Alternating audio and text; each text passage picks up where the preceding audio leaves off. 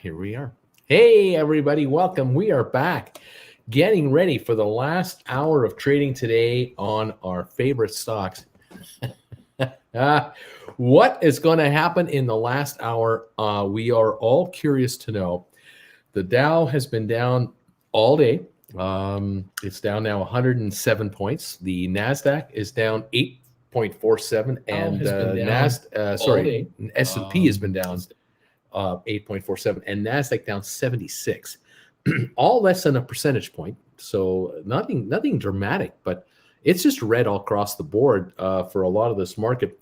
GameStop today has had an entertaining day, if that's what you want to call it. The low of the day for our friends at GameStop was $135 a share, 135.01 to be precise. Right now, 139.06, and we bottomed out about 40 minutes ago at 2:15, 2:17 Eastern time is when we hit the low, and we're now at is that right? I'm just trying to figure this out. This was at 2:17 Eastern, and right now we're at 2. No, that doesn't make sense. Why can't I get this to work? Why is my brain breaking today? Having a tough time figuring this out. We are now at 2 o'clock Eastern. Are we not? We're 3 o'clock Eastern. Oh, yeah, that's right. It's 3 o'clock Eastern. I get. We don't shift our clocks. We don't shift our clocks here in Creston. We don't. And so everyone else does. So right now I'm in Pacific time. I keep thinking I'm in Mountain time. We're in Pacific time, 3 hours behind New York.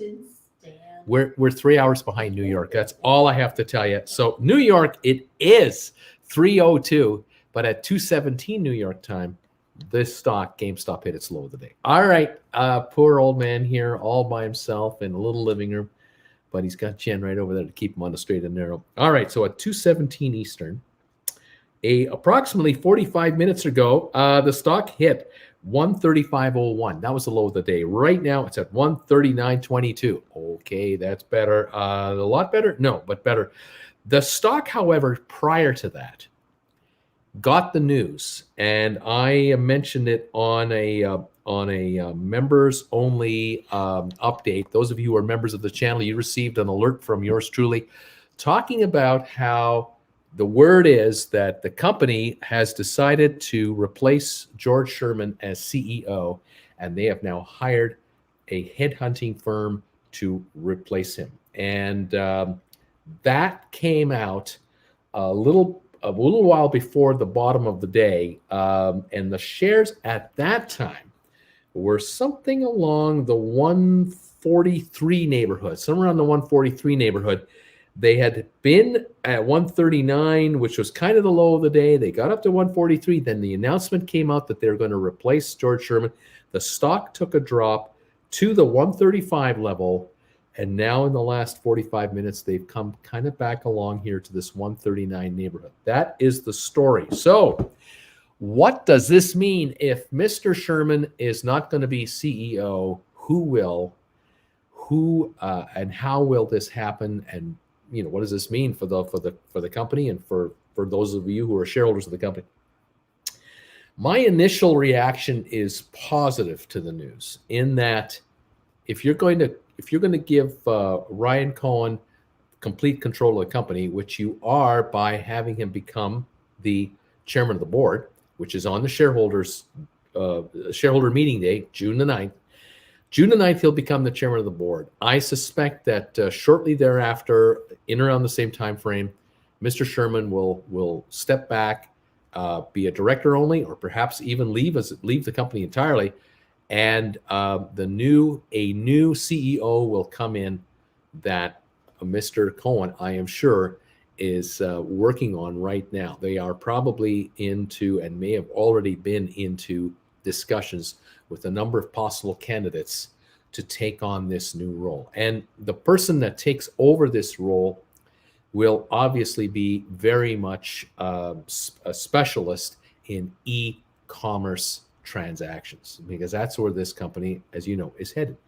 So who could it be? From what company could it be? And what could it mean for you as shareholders if this individual is coming from the higher echelon of an Amazon type company, eBay, Shopify, rattle off all the public companies you know that are, or at least I would say public companies that are e-commerce oriented.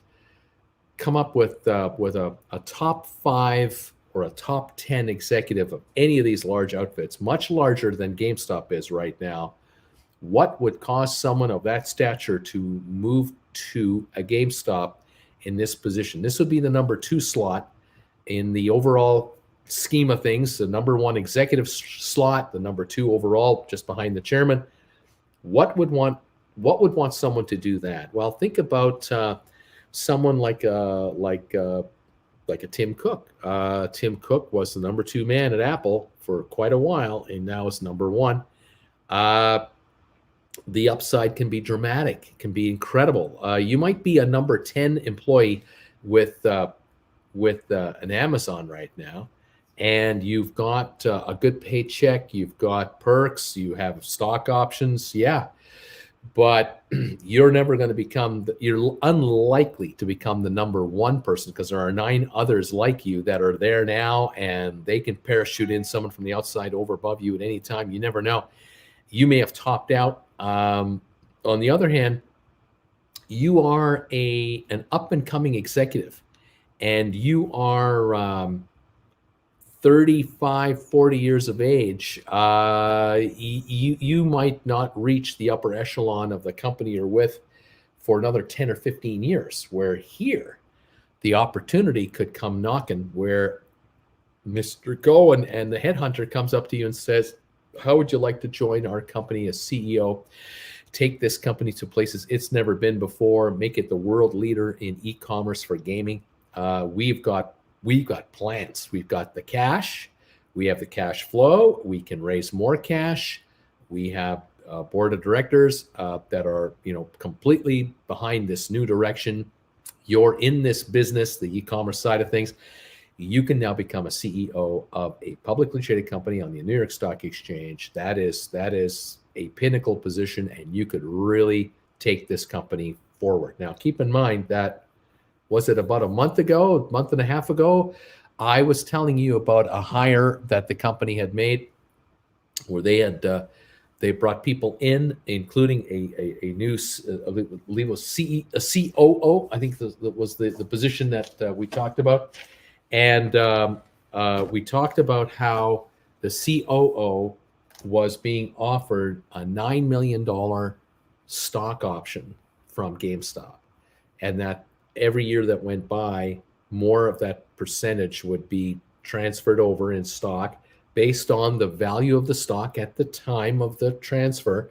And it would be a total of $9 million in stock that could be earned by this new executive. This job here, this could be 15 million. Could be even. It'll be even more. It will be more. Now, Mr. Sherman, do not feel sorry for Mr. Sherman going out the front door whenever that happens, because when he leaves the company and the employment of the firm, he was brought in 2019 when the stock was down in that $5 neighborhood. All the stock that he earned in the company, he earned at levels well under $20 a share. I mean, all of it. So he's got several millions of shares now sitting at $138 today, and he can at any time, once he departs, sell off the stock, probably knowing what he knows, seeing the people who've come in already, figuring out what's coming up. He may not want to sell stock for quite some time, which is his right. He doesn't have to sell stock the minute he leaves. He might find that he'll slowly piece off pieces of this stock down the road for millions and millions of dollars, which would turn out that when he was approached by Ryan Cohen, and Ryan Cohen having bought $76 million of this stock to get 13% of the company, the smartest move he made for himself was to bring him into the company as a director. Certainly the smartest move he made for all of you out there was to bring Ryan Cohen into the board of directors. if I'm talking to anyone that has stock at $5 and $10 anymore, I don't know if any of you have stock that low. But those of you who are in this stock in the 20s and the 30s and the 40s and the 50s, you're all still quite well ahead with the stock at 139 right now. So for Mr. Sherman, a great move having brought in Mr. Cohen. Now, Mr. Cohen, can he attract?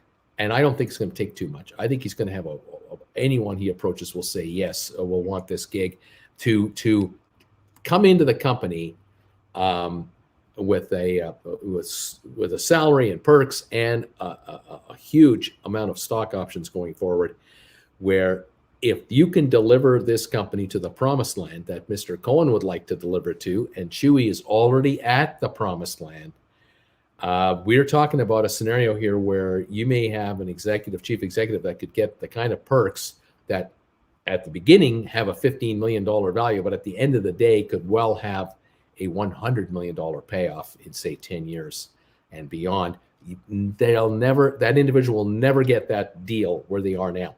Because if they are in the top 10, that's one thing. But if they're in the top 35 positions within some of these large organizations, you're in this $200,000 to $400,000 a year salary range with small amounts of stock, and you're going to need decades to make something of it. Not a bad gig, by the way, if you're in a company at position number 40, it's a multi-billion-dollar company, several $100 billion company. Yeah, it's great. You've done well.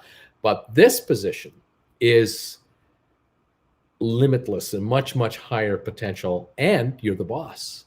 You're the number one person. You're no longer in committees. You're no longer getting memos from levels of bosses above you. You are at the top. You can affect change. You can assume a leadership role. And you have a chairman of the board who wants to work with you to help you achieve the goal, which is to maximize the value of this company, maximize its cash flow, grow its business globally, and you can do quite well by it. And this is where I wonder, what kind of an individual can Ryan Cohen attract that can take this stock to $1,000 a share, to $2,000 a share, to $3,000 a share, unlimited dollars per share? This is a big, big bit of news. And this came out in the last hour and a bit between my break from the first show to this show.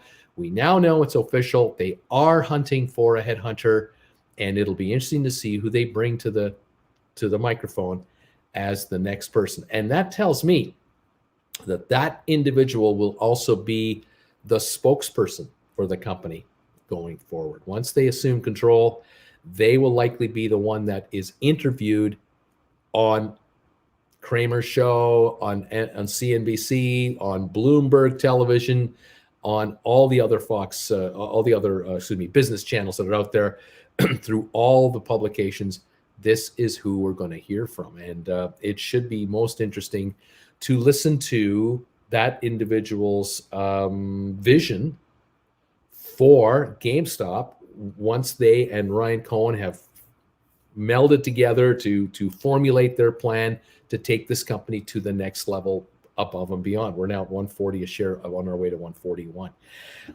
Yeah, I like it. I like this. I like this news. This is the complete transformation of the corporation from beginning to end, from top to bottom. And from here forward, there will be many, many more hires underneath the CEO, of course, who the CEO will be likely involved with. I don't expect this to take a lot of time. It might happen before the annual meeting. It could happen much sooner than we are thinking, because the word is out. 3 different sources at the company have confirmed it. Reuters is sticking by the story that they're definitely in the process of replacing bringing in a new CEO. And it's not going to be Ryan Cohen himself. I don't think so. And I don't want it to be Ryan Cohen. I would really prefer he be right at the very, very top of the chain, chairman of the board. He is the owner extraordinaire who calls, he can replace anyone if necessary, right to the top. And I would rather he be up there so that he can then work with the CEO and just be there as his backstop. So the CEO knows, I got Cohen on my side. I'm going forward with the plan. I've bought into the program. We know what it is, what we want to do. And with Cohen's help, we can bring and attract in the kind of personnel we need to totally transform this company into a different direction entirely. What happens? What happens to the stock once we find out who this is? Does it have to be an Amazon person? Does it have to be a Chewy person? Does it have to be an EA Sports? Does it have to be one of the does it have to be like a senior executive of Best Buy? Is it a senior executive of a large I don't know what eBay? There's a million possibilities here. This should be interesting. This could be. Could this be a senior person in? I'm just thinking here, like Target. Could it be a senior person from Walmart? Could it be when you're offering a CEO position for a New York traded corporation, and you've got $600 million in the bank with $1 billion available at any moment by selling stock, and I think they can raise much more than that.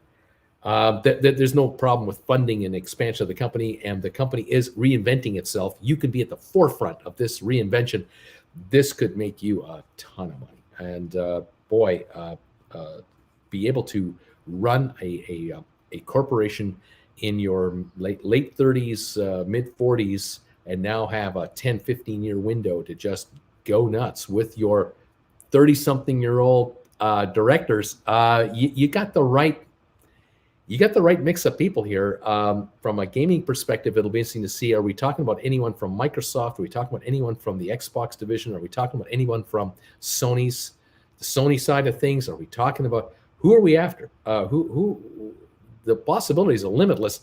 And of course, what will happen, obviously, I think, is once the CEO is identified, watch out for the CEO to start working with Cohen to pick off the people the CEO wants, because there'll be the favorites of the CEO that this individual will want to bring in. And this could be the master plan with Mr. Cohen, where, I have in mind a couple of people, but it's the people underneath that person that I want too. I want a team. I want a full-blown executive and 20 people behind this leader to really take this company to the next level.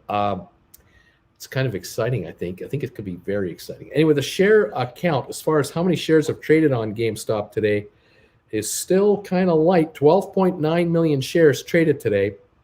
We're now just at 139.94, right at the 140 mark. Low is 135.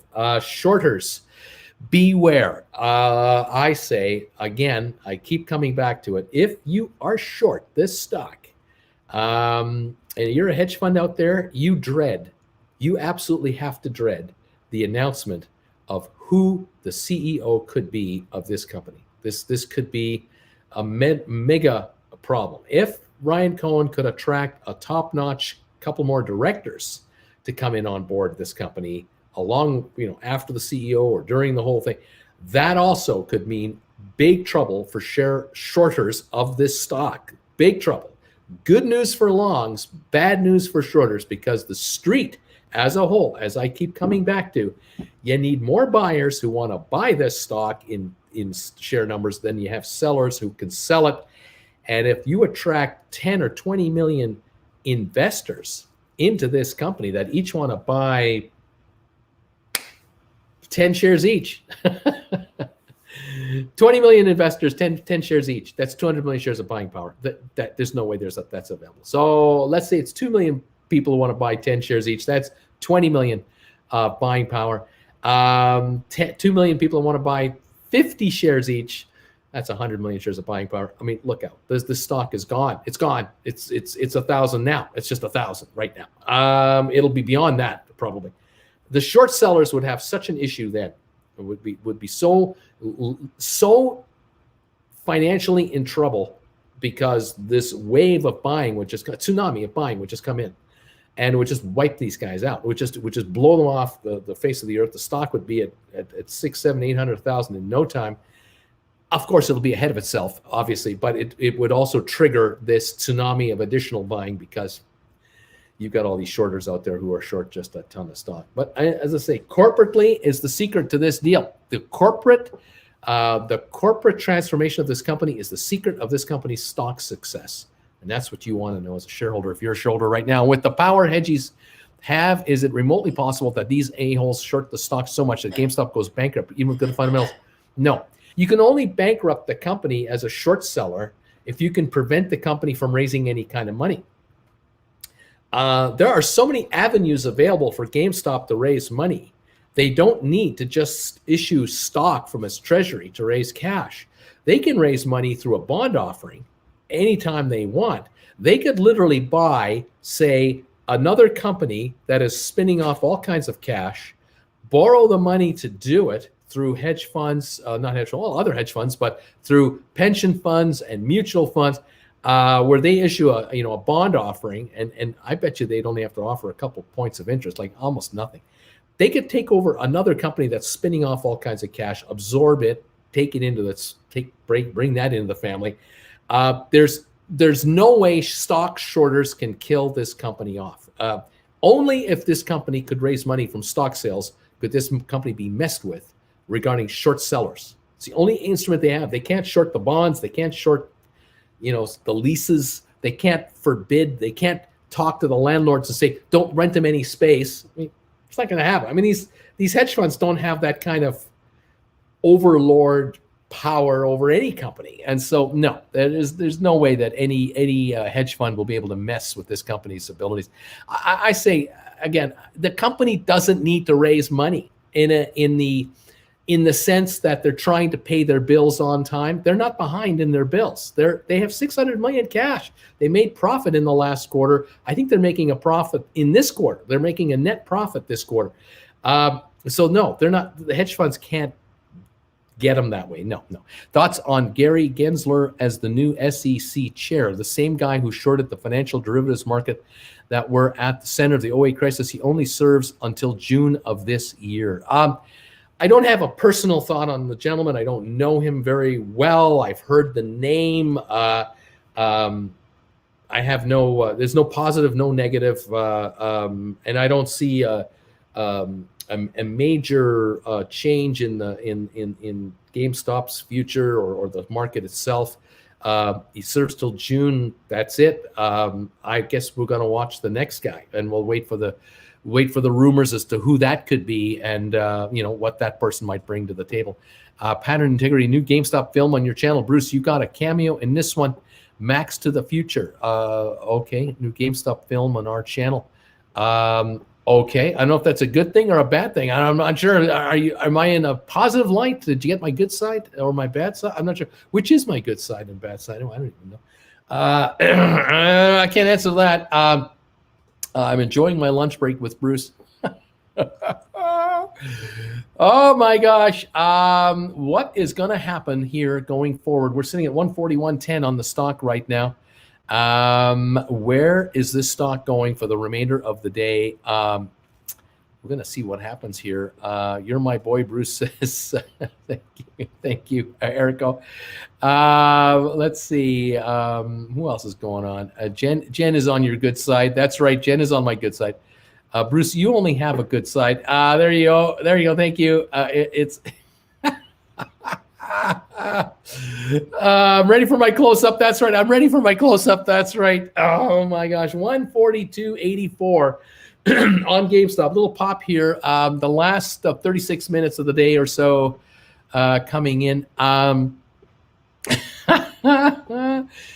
Stock only goes up. There you have it. 145 right now. The stock's at 145. Is the street going to wake up to the fact that the new CEO could completely change the direction of this company in a very positive way? This is an opportunity that this company has to bring in a hitter, a real hitter.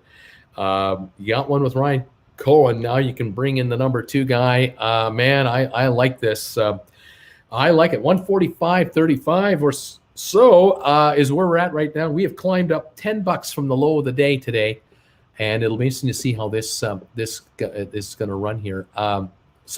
Okay, someone's saying here, let's recap the facts. Ryan Cohen is chair. Share count on 420 crypto NFT possibility for GameStop, DTCC rules, 9/6 shareholder meeting, 11% sale increase announcement, board member changes, bullish as face. Bullish as face. That's right. That's right. It's bullish, bullish, bullish. The company's sales are up. They're making money in the first quarter and in the fourth quarter. They're 147 on the share right now. New CEO, all Ryan Cohen disciples. Just added 2 new board members, one from Kraft Heinz, one from the original funder of Chewy. Yeah, 149 on the stock. Hello, we're moving up right now. Without question, we're moving up right now on the stock. There it is. Kids, it's a corporate story that's going to make this stock do something. The shorting thing is just gravy, and it's jet fuel on top of a barbecue. That's what that's going to be. But the corporate story has got to be there. It's got to be there for this stock to have legs. And I think we've just been handed another indication of just what is coming our way. I'm very excited. Can't stay long, Bruce. Just came to give you a like. Figured you could use it in the days like today. Keep up the good work. Thank you, Jason Laws. Oh, yeah, baby. We are going up. We are running 148, 149.66 right now, 150 a share. We're going higher. Bullish as a lotta, in a billiard. I mean, how about that? 1 million shares in just 3 minutes. Well, let's hope that's the case. Let's get some action going. 14 million volume now at 150.07, 151.85. Moving up, moving up. Why would anyone short this stock? You got to be kidding me. I mean, you got to be kidding me. You're going to get wiped out. I'm just saying. I'm just trying. I try. All of a sudden, they like him again. I guess. Folks, I just added 72 at 138. Well done. You caught a nice price. 151.03, 151.38. We're running up on this stock. Thank you for being here today. 432 thumbs ups, 31 thumbs downs on 2,300 volume. Thank you for 2,300 of you being here. Hope you're enjoying the afternoon show. I think some of you might be making money today if you caught this low. Which is great. Yeah, I'm excited. I'm liking what I see here. This corporate story is it's undeniable. I mean, it's just this company's on the right track, and they're sitting with a bunch of cash, making money, and they're going to raise more, and they're going to become a dominant e-commerce seller of stuff, lots of stuff, tons of stuff globally. Okay. We're trying. Bullish as a lot. There you go. Can't stop this stock. Run, Forrest, run. Let's see what's going on. I thought I pressed the thumbs up before it was cool. You know, I did that already. Butta, just like Butta, 150, right? Butta wasn't even there. It's because you're in the new film. There you go. Thank you, Pattern Integrity. I haven't had time to see it. Obviously, I'm kind of live right now. I hope it shines me in a good light. I don't know. Thank you. Oh man, they're attacking it. Kevin bought 50 more on this tasty dip, holding strong. Is what we're saying here. What's this? Big battle at 150. Someone's saying, get it while it's hot. But I thought Bruce said GameStop sucked, but it might hit 1,000 a share anyway. Nee is what they're saying. Nee. We're rocking and rolling, and we're having fun here. What can I say? Let's hope it goes much higher than this. As far as everything else is concerned, boy, AMC 874. Yeah, 851 this morning, just before 11 o'clock in the morning. Then around just short of noon, it kind of came back to that 9 something, and now it's been drifting back, and it's sitting at 873, down 69 cents on 42.5 million volume, or 42.9 million. I don't know. Well, we'll see what's going on here. 148.88 on GameStop. It'll jump around a bit. It's had a nice little run here. We're going to watch to see what's going on. And that run up was insane. Imagine finishing the green today. Another crazy week ahead. The January 23rd squeeze was 8,300 trades per second, or 30 million an hour, or 500,000 a minute. Just saying. Bullish. Lada and TP emoji are needed, as well as a troll emoji. You won't appreciate the hilltop view until you've been in the valley for a while. Oh yeah, we need a troll emoji. Colin Dangerous says, ouch. What can I say? Bruce, you are so scary. You had 10 thumbs down before logging on. Yeah, that's right. I'm scaring off these guys so much. They're giving me thumbs downs before I even started the show. What can I say? Let's hit the thumbs up. Remember, that was easy. That was easy. That was easy. That was easy. Let's go make them sweat now. 148, 149 again. Bruce, what do you want to do with the rest of your life? I want to rock. Bruce is like Candyman to Hedgies. Ape, just watch Bruce eat Nanner and Holden. The end of the week could be a good week here. Well, we'll see what happens. Oh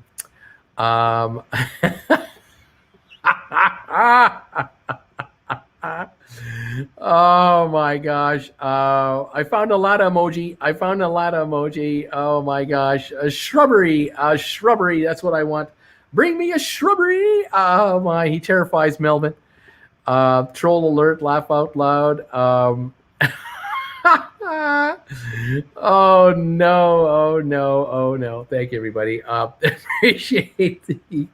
I think kind words. I think these are kind words. I could be wrong here. I could be missing the whole point. 664 thumbs ups. Thank you very much for those. We have 40 on the down dip right now. We got about a 41 to 42 to 1 ratio, or not quite, 15 to 1 ratio, 16 to 1 ratio for thumbs ups versus thumbs down. Keep those thumbs ups coming in, you guys. Would appreciate you getting us over 1,000 as quick as possible. And we'll keep pounding the momentum of this show. I got to get some neat emojis going here. Get this stock going higher. There we go. Get this stock going. We want to do some rocking and rolling here. Absolutely. I want to rock. Let's go. Thank you, everybody, for your kind words and hanging around. 734 thumbs ups right now. 147.81, 148 on the stock. Volume now 14.9 million shares is what we have at the moment. The Dow is down 87, S&P down 6, NASDAQ down 69 points. That's what we're showing right now on the marketplace. Okay. What else going on here? Let me get my StreamYard back up. There we go. Okay. We like the Bruce. Thank you so much. Thank you, guys. Appreciate it. Where are we at? 147 or so. 147.20, 147.50. That's where we're at right now. We did touch the 150 level for a moment in time. We'll see if we can break through up there again and go higher. We might have an up day by the time it's all said and done. We might be in the green. We still got 28 minutes to go. The stock has come back a long way from the dips. And we might be formulating a little base here. We might take another run at this thing. Like I said, you replace the people, you replace Sherman, you have replaced all the top positions in less than 3 months, less than 2 months, really. And gotta say, I think we might be into a bit of a run here. Spellair, Bruce, you push my ad illness. Lovely. Hope you had a nice day. Confused.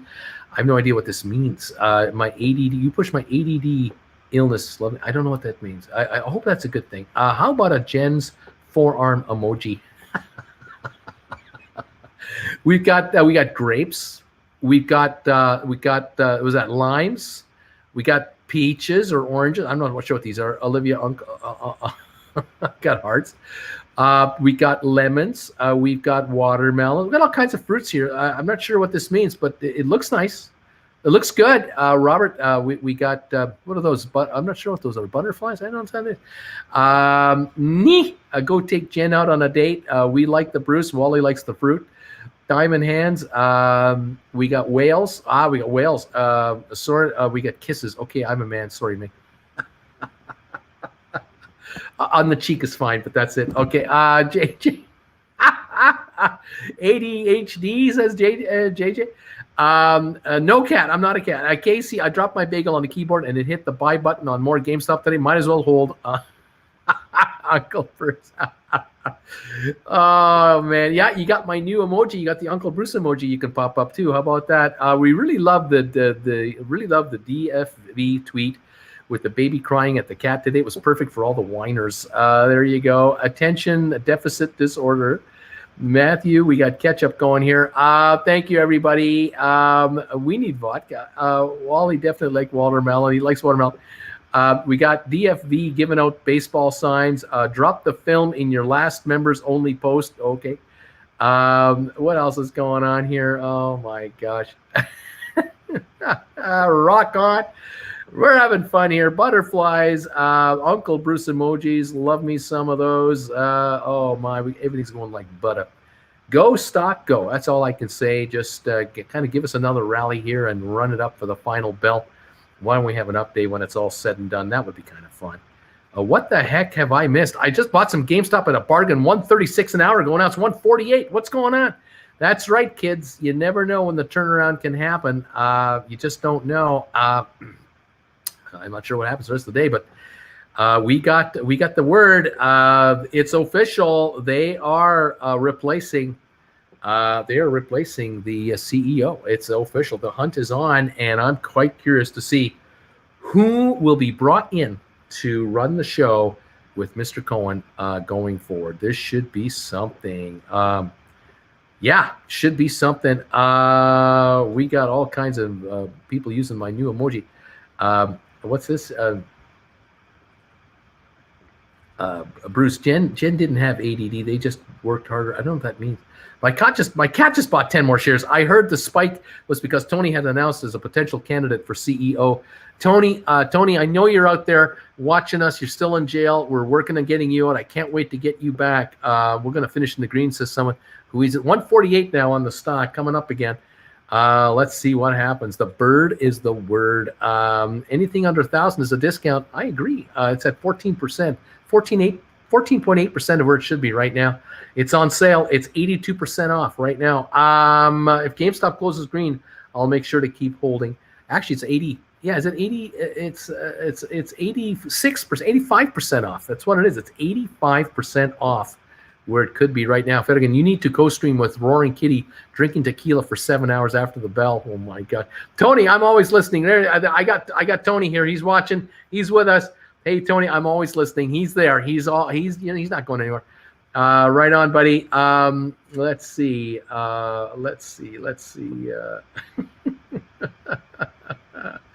Boy, you turned me round and round and round. What was the name of the group that did that song? Yeah. What was the name of that group that did round and round and round? You spin me round and round. Remember that? Gosh, it was a great name for a band too. Oh gosh, I can't remember. Show my text so they know I'm real. Tony, show my text to know I'm real. Tony, there he is. He's there. He's there. We got Tony. He's there. Tony, we got you. Oh my gosh, you guys know the name of the group I'm talking about, don't you? Tony is not real. He's real. Rumors that GameStop's looking for an NFT and blockchain role. AMC's coming back, 883. It needs it. It needs it badly. Tony's a myth like Maryland. It's a myth. My average is going to look a lot better now. Thank you very much. The trolls have Tony. That's what's going on. They've kidnapped Tony. Jack Ma might be interested in becoming a director of this company. That could be interesting. Wouldn't that be something? Free Tony. Come on, Elon. You know you want to. What is the name of that group? Dead or Alive. Dead or Alive. That's the name of the group. You spin me round and round and round. Dead or Alive. I remember now. I have Michelle My Bell stuck in my brain. Oh, Mike, you poor bugger. You get that out of. You got to get that out of there. Get that out of there. Think about drive my car. Anything. Taxman. Think about something else. Hey, Uncle B, do you know how the faces of the hedgies look right now? Answer, well, we'll never see a bulldog eating pudding. Laughing out loud. Corey. Copy and paste does the word sometimes like the knee versus the knee, and too many knees in a row will slow you down. Ask me how I know. We love you, Tony. It's all good. I didn't hear no bell, says JJ. Tony, when are visiting hours so we can visit with diamonds? We got a free Tony. Round and around, dead or alive. There, I knew Sharon would get it. Sharon, it was only a matter of time before Sharon popped in here. She knows all the rock and roll trivia. Yeah, dead or alive. It's not Diana Ross. No, Tony's just a figment of our imagination. Devo, no. Flo Rida, good afternoon, all you gorgeous apes from Cav. Tony, get on Discord. Maybe you can talk that way. Soul for real. Rate. I like The Wedding Singer. I'm 37. I'm not old. Dead or Alive. That's right. Dead or Alive. You spin me round and round and round. That's right. Oh, my gosh. Thank you, all of you. Oh man, oh man, oh man. I mean, everybody got it. Everybody. Soft Cell is in the band. That song is ruined for me from the internet video circa 2005. Why not? Not the swirl. Dead or Alive is a group. Bob Ross, Dead or Alive. Just got here. Who's Tony? I mean, who the hell is Tony? What's with Tony? Who's this Tony guy? I just got.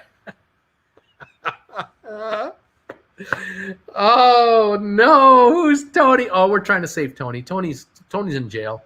He's in purgatory, and we're trying to get him out. We're trying to get him back, and it's not easy. We're not paying the ransom. That's darn sure. We're not paying the ransom. Oh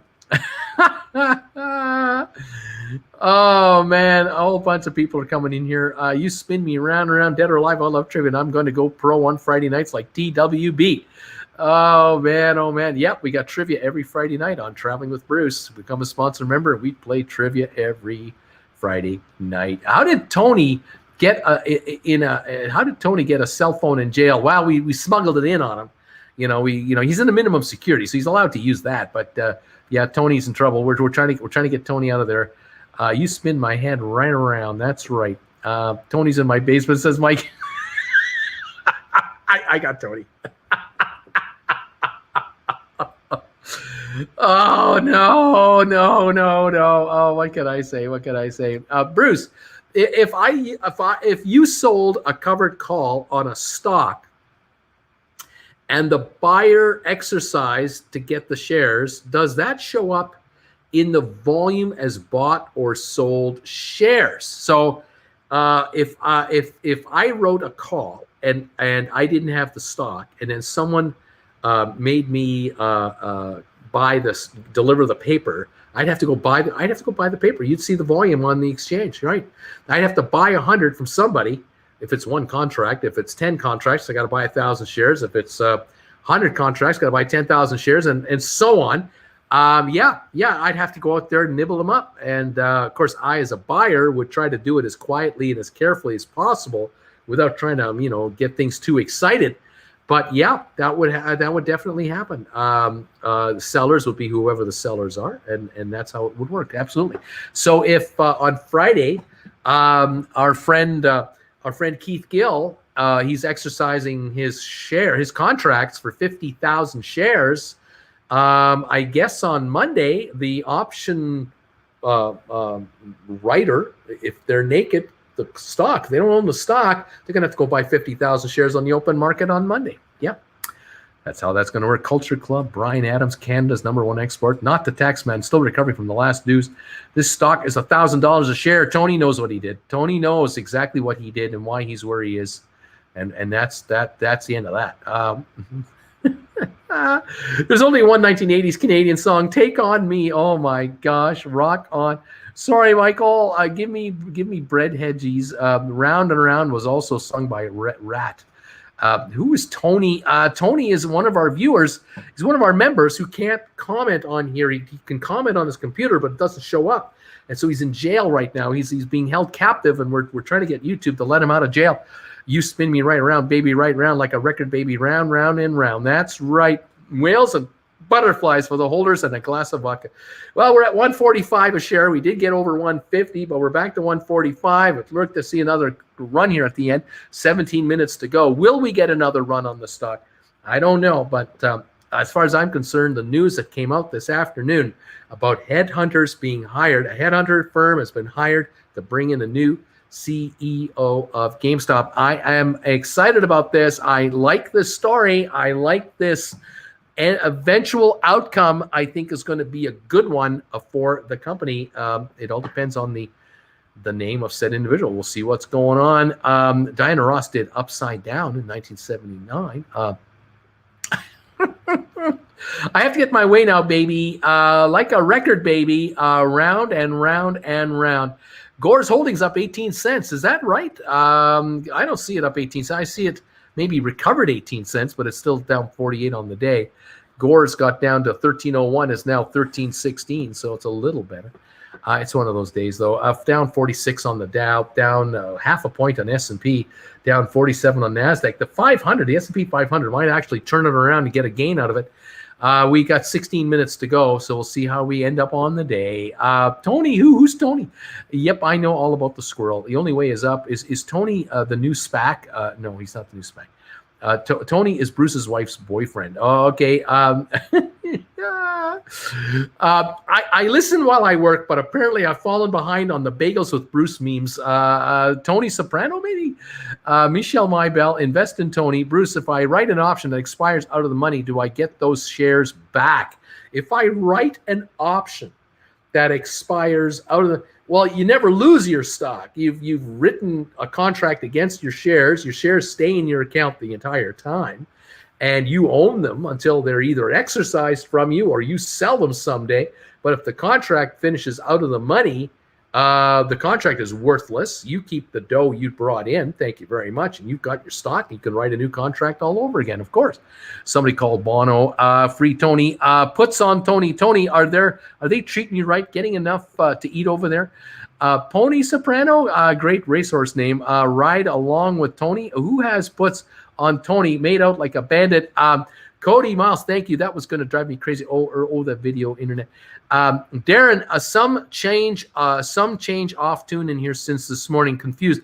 The pitchforks were out for Uncle Bruce this morning because we weren't in the money. Brilliant. Love you all, apes and Uncle Bruce. What can I say? 144 on the stock. I'm doing all I can. I'm working as hard as I can. Stock market with Bruce. If the price falls when the stock is shorted, sold quickly, how does it spike spontaneously like it just happened too? People just buy en masse. Well, that happens too. You get a little bit of momentum and people want to get in because they've been trying to catch the deal of the day on the stock, and they don't want to miss it because they know deep down inside this thing's going to 1,000 a share. It's just a question of what day will it happen, what week, what month, when, how, what will spur the movement of this stock? What is the event that will be the cataclysmic event that will get retail investors to just pile in here going, I really like this stock because I just heard what I heard. I just saw what I saw. I just realized what I'm realizing. I got to get in here. And there's a lot of people out there who are edgy going, I don't want to miss this. I don't want to miss this. I've seen this happen before. I've missed this thing so many times that when you think it's all over and it's going to stop, then it just takes off and I blew it again. That's what can happen with this stock. And so there are people out there nervous about missing the boat on this stock. Tomorrow morning, it might open up at 175 a share and you missed it for $30. I mean, that can happen. It's happened already. The aftermarket tonight, it might pop up $20. Pre-market tomorrow could open up another $20 higher and then start trading at 175.85 and going to 210 tomorrow afternoon. I can't tell you if it's going to do that or not. But you've seen this before, haven't you? Haven't you seen this before? That's why you're crazy if you're short this stuff. You are crazy if you're shorting this stuff. Observe thyself. Mike, Rabbit, Cav. Oh, it makes me feel so much better that you didn't know about Tony. I was out of the loop on Friday myself. Tony makes GameStop go up or her gets the hosing. I don't know what that means. Matthew, Tony's bribing guards to get him the rare flavors of ramen and the pack of smokes. Heath Carrot, the guy that said you said GameStop should be trading higher than Tesla was referring to when you said Tesla had a PE of $20, but he didn't realize Tesla had over 900 million shares outstanding. I don't know what that. I don't even know what that means. Tesla trades. I don't know. What's the trade trading at 1,400 times earnings? I don't know what's going on. I'm not sure what's going on. Heath versus 70 million on GameStop. 900 million versus 700 million. Yeah, exactly. Scott Comben is a new member of this channel. Scott from the United Kingdom, from London, England. Thank you for becoming a member of this channel. Great to have you here. Can't wait to see your comments. Thank you also for your donation today on PayPal. I saw that come through a few minutes ago, and you've just reminded me to remind myself to thank you yet again. Thank you, Scott, and welcome aboard with the gang over here. It's nice to have you around, and I'm glad you're doing all right. I know you're getting ready for a road trip, and I hope it's a good one. Thank you, all of you out there who have given me thumbs ups, 867 of them so far. I appreciate it. We have only 45 thumbs downs on this afternoon show. Thank you, everybody. I love it. Let's continue on. Way to go, Scott. Jeff has given us a thumbs ups. Let's see here. What are we at on the volume now? We're back to 142 a share. Volume now at 15.9 million. That's what we got right now at 142.07. We're into the last 10 minutes of the day. Will there be a run on this stock in the last 10 minutes, or a fall off, or a flattening out? I don't know. Well, I'll wait for it. I'll be here to watch it. Not going anywhere. Where am I going to go? Let's see here. Welcome, Scott. Scott, welcome to the family. Welcome, Scott. Tony, make sure you don't bend over in the shower. Where can I send you soap on a rope? Don't bend over. Red, I just took I take a few days off from Bruce, and I'm already lost again. What's going on here? Scott, you're among apes of excellence. Ape family growing bigger and stronger. Pete's laughing. Rich, Uncle Bruce, just so you know, Andrew showed a clip of your stream on his channel today. I'm sure you could understand which part of today's stream. Well, I don't know. Take me to the moon. I don't know. I'm not sure. Tony didn't do nothing. It fell off a truck. Tony's innocent. He didn't do anything. It just fell off a truck. Ape family loves Uncle Bruce. Country roads. Cav, not missing much on the on this yet. What are your thoughts on coin? Not so sure about this deal. Yeah, I'm not so sure. Blair, you know why the fish got caught? He opened his mouth. Hold the line. Love isn't always on time. Dan Hammer, I picture Tony in a 4x4 padded cell, shaking and sweating. What the hell? Just go up. 142.45 on the stock. Tony is on hunger strike in the jail until GameStop goes to the moon. Yeah, Andrew scoffed at Bruce's haters today. I'm glad he had Bruce's back. Okay, I sure hope that was good. He was Tony's. So was Tony's Pyromanias and Jill Klein all along. I know what that means. Gary, how do I get excited over an 8% loss day? How can it be? 141.95, 142 is where we're at right now on the stock. Now I can't even. Now I can't remove that song from my mind. It's drilling up my brain. Time to buy more soon. Bruce, our CEO, buy and hold. My excitement is proportional to the volume. The sun always shines on TV. Tony, don't sing like a bird because he knows he can't fly like one. Tony, get that CV to GameStop fast. John Travolta danced in the movie a few times too. That's true. That's $7.2 million at 50,000 shares at 145. By the way, we're now at 141.93. Volume of 16 million shares on GameStop into the last 7 minutes of the day. Tell Tony to turn off his pop-up blocker in his browser. Maybe that will do it. Turn off the pop-up blocker on your browser. Tony, there's advice coming to you. Mike Sullivan, we got whales, butterflies, we got beer. Robert, take on me, Canadian. Wasn't that the Norway group? Michelle Maybell, Tesla is up. Christina, your thoughts on coin? Tony's going, that didn't work. He said that didn't work. He needs more advice. How can Tony be able to comment on this channel? And he can't even do it on his laptop. He can't get his laptop to do it either. So what is the issue? We think it's YouTube, not Tony. Christina, your thoughts on coin IPO this Wednesday? What do you think the price will opening be? I have no idea. Matthew can't contact Tony because he was sent to solitary. Opus, the fact that GameStop hired a headhunter is just to make it official that they are looking, but internally they've already found somebody. Maybe ? Possibly. Maybe, I don't know. A song for hedge funds. We're not going to take it by Twisted Sister. Is SSR in effect for tomorrow? Yes, it is. Nice, thanks, Bruce. Covered call, seam broken. Might be able to schedule my first Vax appointment tomorrow. He already exercised. Cody Miles is smiling. Hell yeah, from Olivia. Pony Soprano. I want to buy a horse now, so I can just name it that.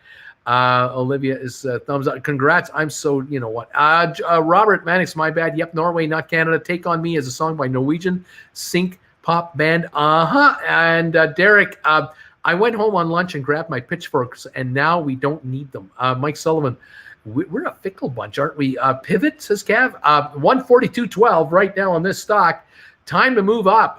Carrie, will hedge funds short it down and cover a little, then short it back down, then cover and keep us on the hook and kick the can down the road? They can play games. They might be playing that game. Colin, what, who, when, where, how, why, what for, what? L laughing out loud from Olivia.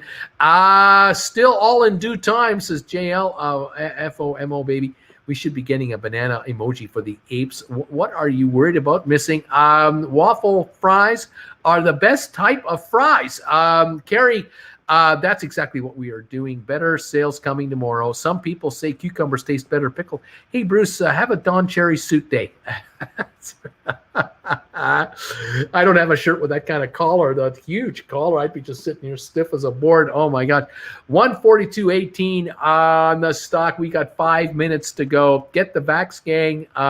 Richie Rich, thumbs ups to Sharon. J Gunn, you're holding shares. What are you worried about missing?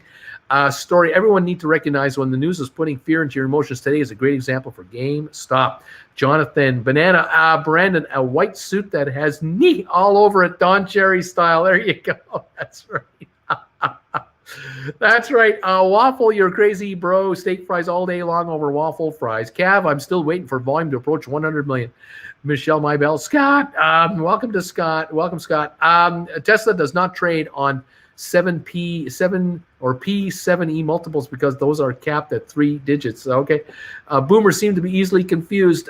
Don Cherry always had the hot suits. He sure did. He sure did.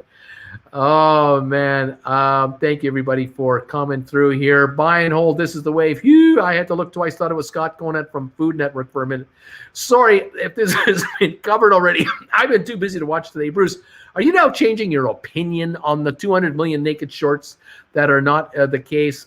No, I still believe there are gazillions of shares out there that shouldn't be out there. I still believe that. I still think that there's over 200 million trading hands out there. I believe that. But I also believe that this stock, what will make this stock really go and keep going will be its corporate story. That's what's going to make it happen. And we just got one today that officially came through the wires after I went off the air this morning.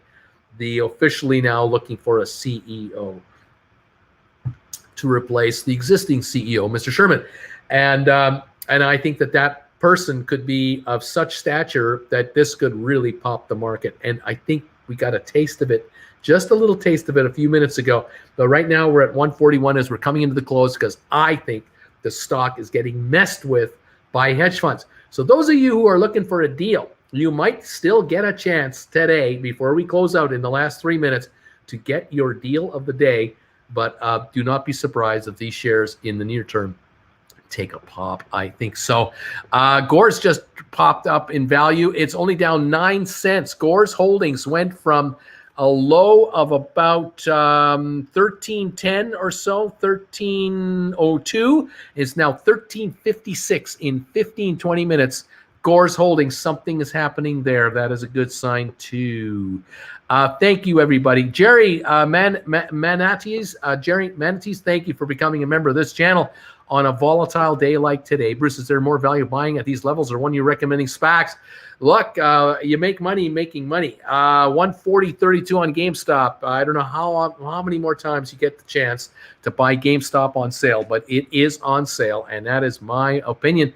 But I like my SPACs that I've recommended to you. I like it all, but you got to decide what to do here, kids. You've got to decide what to do. The last 2 minutes of the day, 2 minutes, 17 seconds. We're coming through here. We're at 140.80 on the stock for GameStop. That's what's coming in right now. We're watching to see what is going to happen. William, for someone who was born in West Virginia, I'm loving this singing. Let's see. Who is this Andrew Bruce is talking about? Who's this Andrew Bruce is talking about? You spinning me round and round, another cherry. Only the captain says, I regret to inform you that I'm no longer a billionaire. I made a bunch of stupid investments. My finance guy didn't try hard enough to talk me out of Russ Hanneman typo on one of us last whatever. Bring out the GameStop price is abnormal, very abnormal. If you watch Frankenstein, you know what I'm talking about.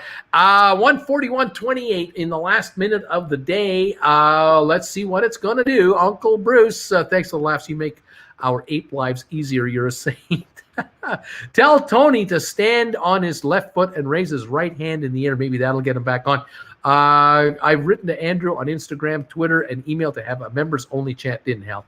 Tobias on YouTube, look him up. Good channel. 141.11.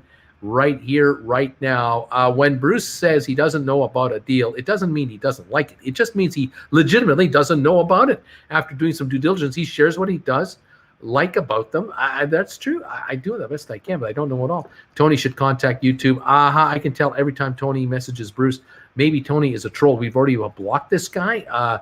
Tell Tony to use Opera browser. It'll work there. Tony says Danny is not here, Mrs. Torrance.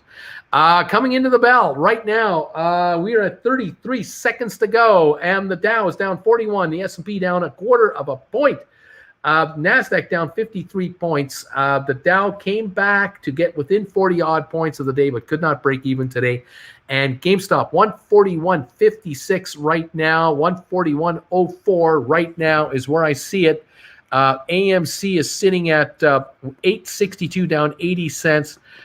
Gore's Holdings down only 12 cents now to 13.52. That came back a long way this afternoon. 141.04, final trade for GameStop. I'm showing on the ticker here.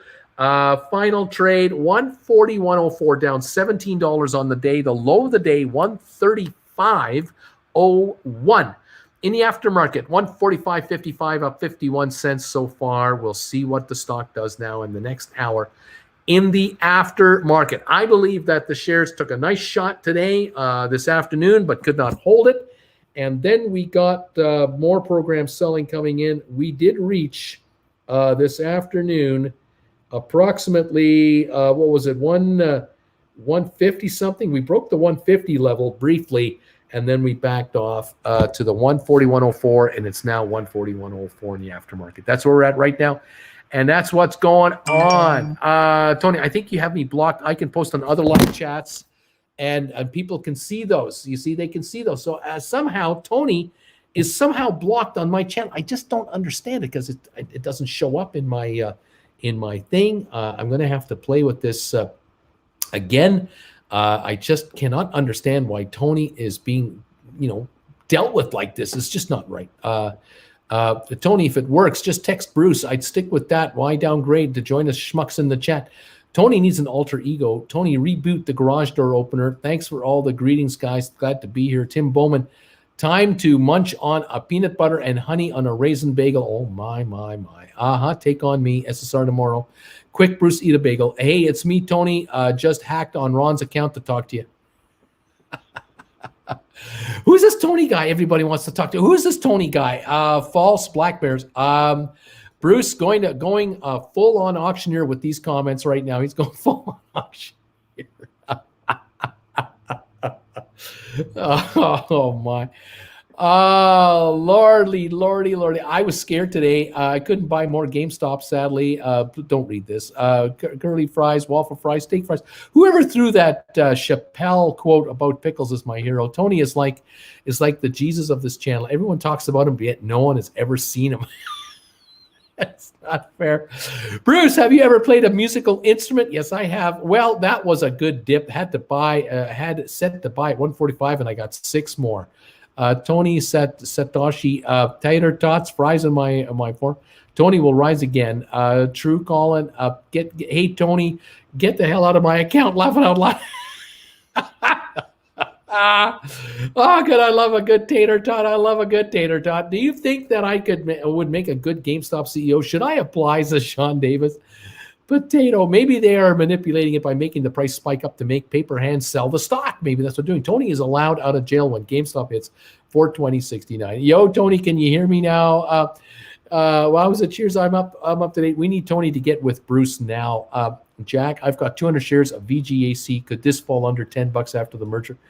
I bought Nintendo Switch and the GameStop app last night and was pleasantly surprised how easy it was. Great shipping times and digital downloads for games. Only regret not using the money for stock. See, a Nintendo Switch on the GameStop app. So you're making the company richer, which puts the stock higher. This is definitely the way. Tony's a legend. Yes, he is. He's a legend, and he deserves better. And Tony is making jailhouse booze on the radiator. That's what he's up to. I'm starting to feel manipulated, says Ryan Sartor. I just panicked. I decided to buy more stock. The Shining reference, I get it. 141, 141.09, 141.04. What can I say, kids? We're watching this market. I don't know. I just wonder. I like the stock. I'll just tell you that. I just like the stock. And that's the bottom line. 139.70 right now. This hurts, says Carrie. Tony, the words are Kalatu, but you must pronounce them correctly.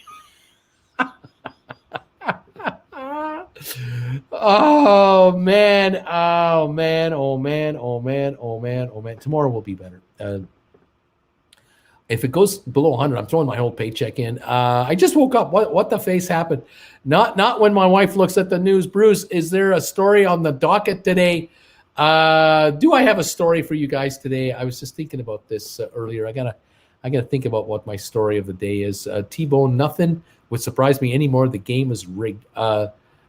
Tony's a legend. He's a myth. Short interest. I mean, no positions. Call him dangerously, making me hungry.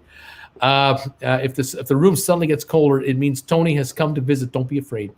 Where can we see the short interest? Good questions, all one and the other. I don't know where you can see the short interest for sure. The last time I saw short interest was on March the 14th. That's kind of dated, don't you think? March 14th. It's April 12th. So whatever information I have is way out of date. Sorry, what can I say? Anyway. It is what it is. What the latter happened? Save the story for tomorrow. I got to leave in 10 minutes, says Derek. Army of Darkness reference. I love it. Sorry for your loss, Harry. Oh, my gosh. It used to be a lot easier. That was easy. It used to be a lot easier. Short interest data is delayed. Short interest is double the unlikes of today. That's what that is. How are we doing for likes and thumbs and ups and thumbs downs? We got 989 thumbs ups, and we got 57 thumbs down. So that's where we're at right now. And if we can get over 1,000 thumbs ups, that would be kind of cool. If you guys can hit that thing, hit the button. 994 now on the thumbs ups. We're coming to 1,000. Just about to get it. 997 on the thumbs ups. Here they come. Here we got 3 more, and we got 1,000 thumbs ups. Here we are. There they are, right there. We got 1,000 thumbs up, 62 thumbs downs. Thank you for the thumbs up. I do appreciate that. I'll throw you some knees because of that. There you go. Thank you for the thumbs ups. Knee emojis are coming out because we got over 1,000 thumbs ups. Thank you, everybody. I really appreciate it. There's the new logo right there, the new emoji, the Uncle Bruce emoji. You become a member of this channel. You get to use a bunch of these emojis. We have fun here. Thank you, everybody, for being here, hanging out with good old Uncle Bruce. I do appreciate it. It is most appreciated for sure. Thank you, guys. Tremendous support. 138.82 is what I'm showing at right now. 52-point drop on the Dow, 0.81 drop on the S&P. NASDAQ down 50. Oil up 38 cents.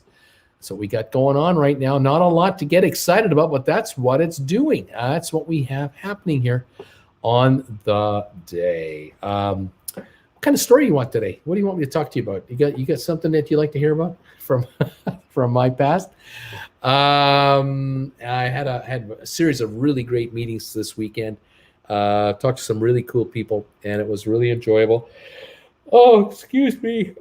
It's just super visiting with you guys one-on-one. It really is. It is uplifting, and it is so interesting to compare notes, compare lives, where you're at with your life and where I'm at with mine.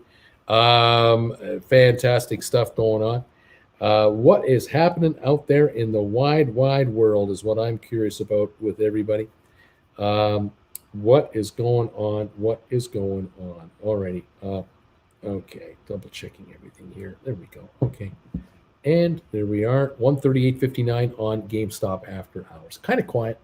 Volume on GameStop, 14,000 shares. Not a lot going on. 139.30 now on GameStop. Okay. Now, where am I here? Let's double check your comments. Here we go. Have you seen that people are saying there's a share recall on April the 15th for April the 20th? I've not heard that. Not quite sure what it even means. If that is what it is, I'm not sure quite what to figure about. And Tony equals Bill Brasky.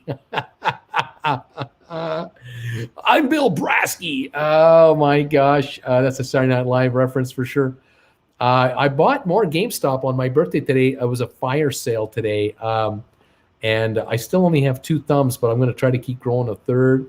Just thinking about what if Elon Musk became CEO? Yeah, don't think about that. He's kind of busy right now. I'm excited. Jen is saying I'm excited about our one-on-one this weekend. Looking forward to it. Looking forward to all the one-on-ones that I've got coming up. I got a whole bunch of you guys booked up the next several weeks. And if any of you are looking to have a one-on-one with me and you'd like to do that, just go to my email account, brucefermer@hotmail.com. Just go to the email address there. Send me a message saying, Bruce, I'd like to have a one-on-one with you. When can you get me an appointment? I'll send you an email with the newest, the latest one I have, the closest one I've got. And if you, as soon as you make your payment, we got you locked in. And then if we can get you in sooner, we will. If there's a cancellation, I'll just try to move you up as quick as we can, and we'll have a good time getting together. Thank you, all of you, for that. A report. There's a report. I'm not sure if it's official. I hope it's official that it's a possibility, maybe, possibly, that there's going to be a border opening up between Canada and the USA on July 1. I would love to hear that. If that's official, I would love to know if that's real. The sooner the better for that border opening up. I would love to hear that. Got a good buddy of mine telling me this on Facebook Messenger, that there's a possibility Canadian and European borders should open in September. We'll keep an eye on all of that information. I'm not sure if that's official, but boy, that would be pretty cool if it happened. We'll see, folks. I don't know. One day at a time, one rumor at a time. We'll hope for the best. Okay. Bruce, Uncle Bruce, if someone registered to vote and represents 100 shares, can he sell those shares before the vote in June?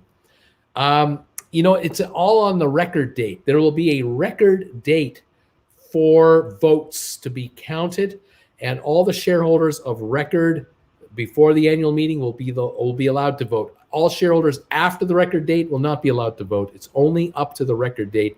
I'm not sure exactly what that is. I've always thought it would be 30 days before the meeting. That was always my thought, but I can't be sure. Bruce, if you sold a call contract that went into the money, and then the buyer sold it for a profit, do you have to pay that gain to the buyer personally, or is that done through the CME? Yeah, you don't have to do that. If you're the seller, if I wrote a call contract at $5 a contract, $5 a share, $500 contract, and the stock went up in value and the contract went up to $8, that person sells the contract for $8. They're selling it to someone else for $8. They're not selling it back to me. I can buy the contract back if I want, anytime I want, and negate the contract against my stock. Now, if I buy it back at $8, I sold it for $5, I lose $3 a share. But the likelihood is that the reason I bought it back for $8 is because the stock went up in value.